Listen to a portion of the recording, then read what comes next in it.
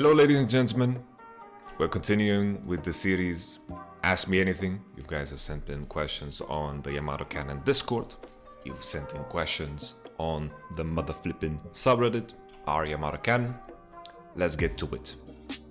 If your question didn't get answered, if you have your own question, just send it in there and upvote the questions that you do indeed like.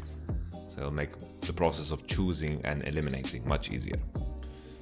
CLG Script asks on Discord, this question was already posted on Reddit in my name. I don't have a Reddit account, but here goes. Is there a NA grown player, not like Björksson Svenskaran, you would like to see perform or develop in EU even just for a year? If so, who and why?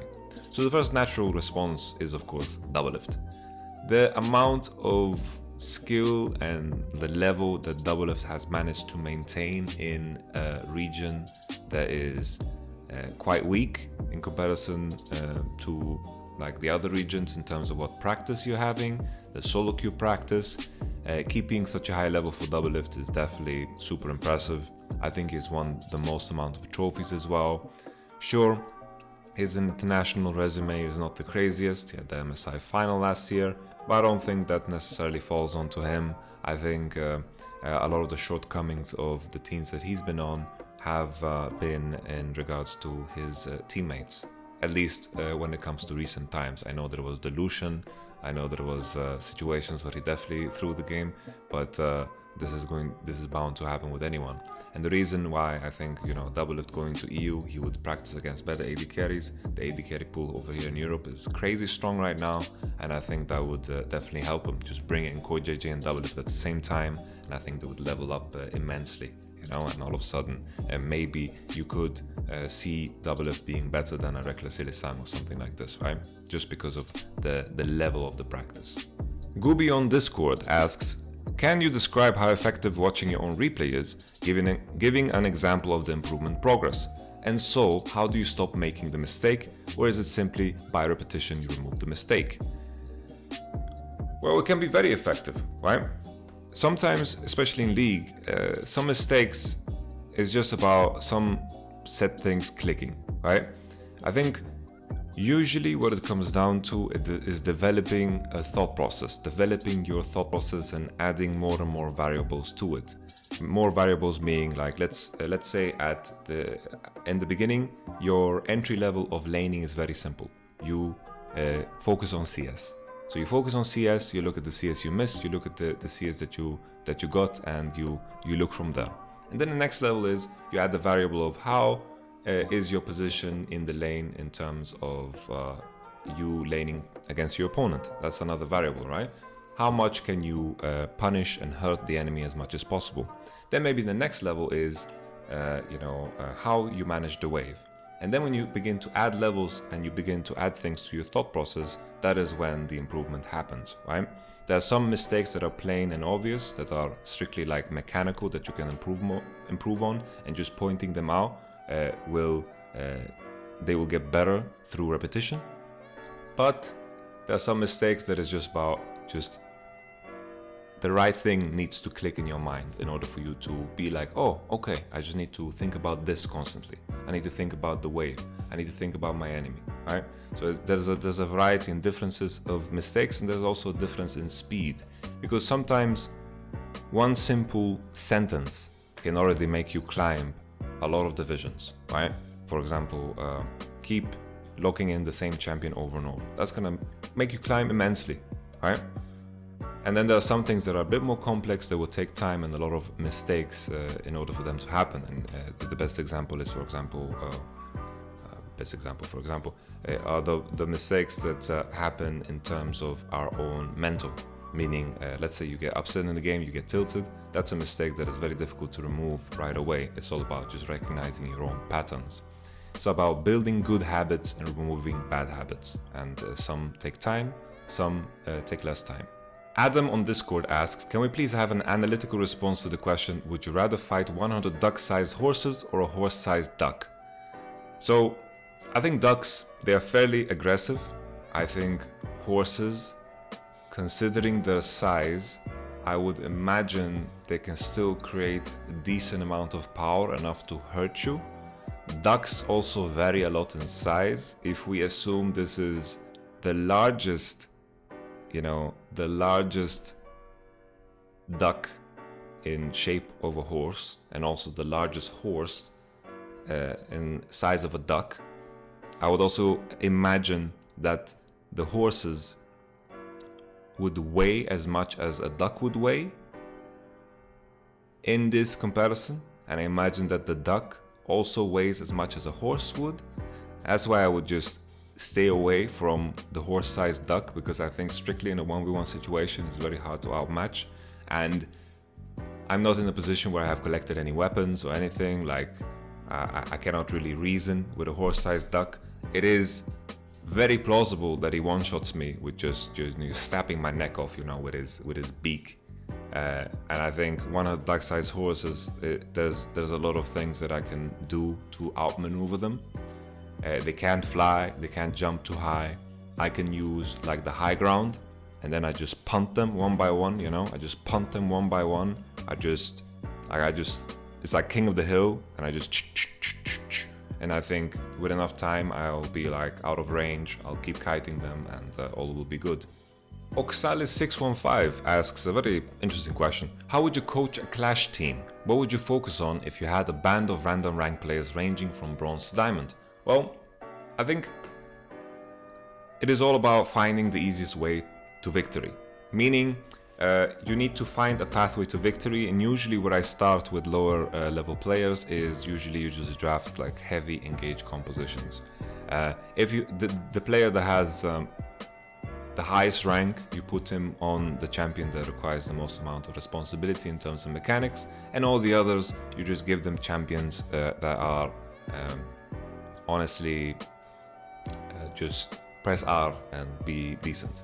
Meaning, like, let's say your diamond player is the mid laner, you put him on whatever he prefers, make sure that he has a good matchup, and then everyone else, like let's say bottom, you have like a Sivir Alistar, top you have an Ornn, and then your junglers like Zac or Sejuani, and then it's just very, very straightforward, because fights you will win, you have a very easy path to victory because you can just force on the enemy, you will scale super well. I think that's important as well with lower level games, because everyone will run into the same issue. It's all about the concept of how do you finish games cleanly, and this is sometimes difficult to understand, especially in, like, if we look at how most games end in solo queues, usually because someone gets caught, if we're going to be honest. At lower ranks, if someone gets caught, and then there's a Nashor. Someone gets caught, and then Inhibitor falls. Someone gets caught, and then the Nexus falls. There's very little strategy to it, and if teams or players had enough patience in ranked games, they would win a lot more, but that rarely happens, right? Someone always gets caught, and sometimes it's even the winning team. So it's very important to build a basic path to victory, meaning draft a lot of engage. That could be an easy way. Draft a lot of scaling, because if time is not your enemy, then that's also a big positive, because your enemies are going to run into the same problem. They're not going to be able to, they're not going to be good and effective at winning games.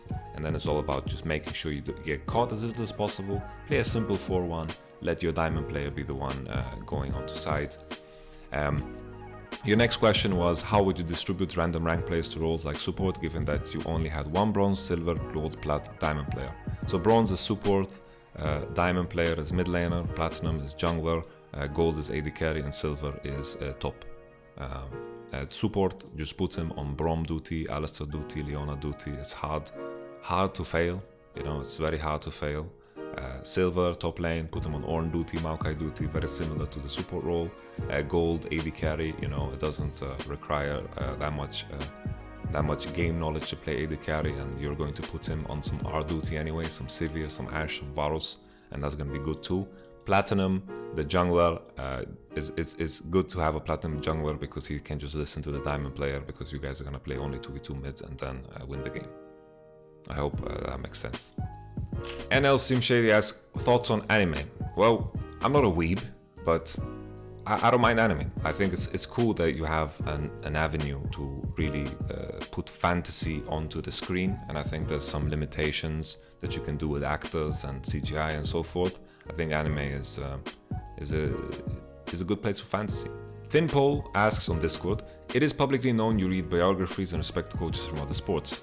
Pep Guardiola, Jose Mourinho. Who of the people you look up to influence your style of coaching the most and how?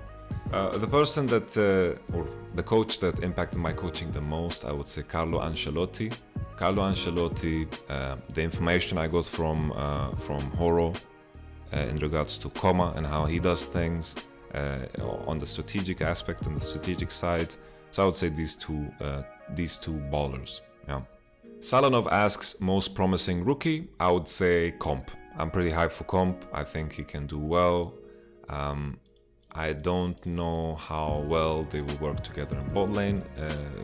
Jackal and Comp, maybe they'll be too solo queue-esque. Maybe they'll push for advantages too hard and die to ganks. But I think Comp has a lot of potential, and if not Comp, Kazi. GC James asks, what do you think is more likely for NA to win Worlds or for another region to take NA's place as a major region?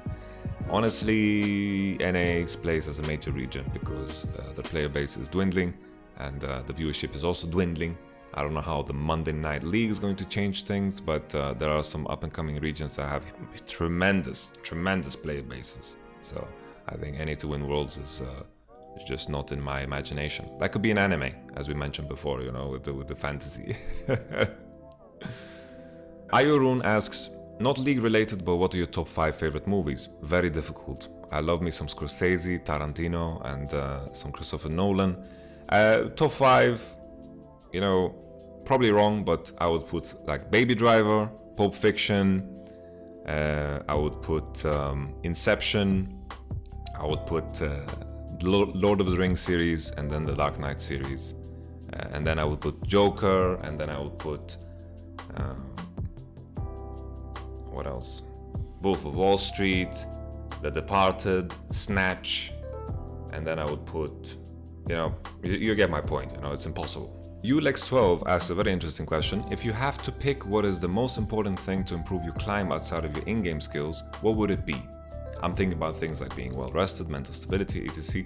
I think it would be just meditation and being at peace, because being at peace allows you to focus better, and when you focus better in League, it is going to improve you immensely, because I think the fear is always when you queue up for a solo queue game and it turns into automation. And if you can be one with your emotions and one with your purpose, it is going to improve you in every aspect of life.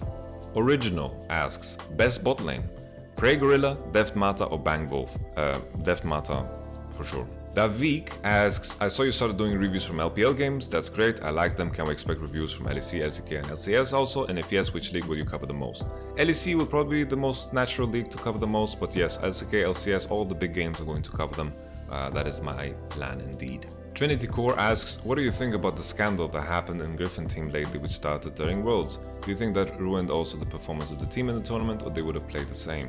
Well, they wouldn't have played Sword, and Sword was a trash tier player, and he just got so demolished by the Shy, and I think if they just used their sub instead of Sword, maybe they would have higher chances, because Griffin looked like one of the best teams in the tournament after group stage, and also in the best of 5 series against IG. Because in my eyes, the way I rate the teams at the World Championship is I put FBX first, then I put IG second, and then I put Griffin third, and fourth G2.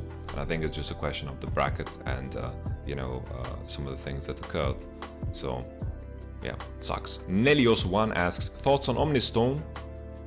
Do you think it's a good idea to remove Klepto for this, and how Klepto could have been balanced or changed? I just think they replaced Klepto with another Klepto. Omnistone is really RNG. If you get a lot of Dark Harvest stacks, it's really OP. There's some melee champions that can use Omnistone, and it's quite strong, honestly. And I've seen some champions use it. Like I saw Ilaoi, can't remember what else, but mostly melee champions. I saw Silas using it, but Conqueror probably is more safe and better.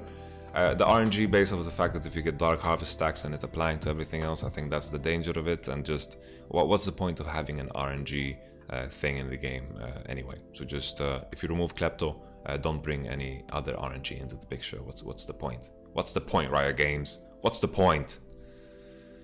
Kabolol asks, can you talk about the books in the background? Honestly, I can reveal a little plan I have on my podcast that I'm going to create, that is going to be out very soon. I plan to have a little segment where I read from a book, and then we're going to follow and read the book throughout, and it's going to be good. And some of those books will be included. I have like a League of Legends book. I have the subtle art of not giving a fuck, and a bunch of other books. And mostly self-help books, yeah, self-help books, and chess books. That's mostly what I read. Thank you so much for watching. That was the AMA. If you had any questions, if they didn't get answered, send them on the Discord, send them on the new thread that will be on the subreddit. Please join, please join. If we reach 25k subscribers, I will do a headset off reveal. It will be tremendous. I'll catch you guys on the next one. Goodbye, ladies and gentlemen.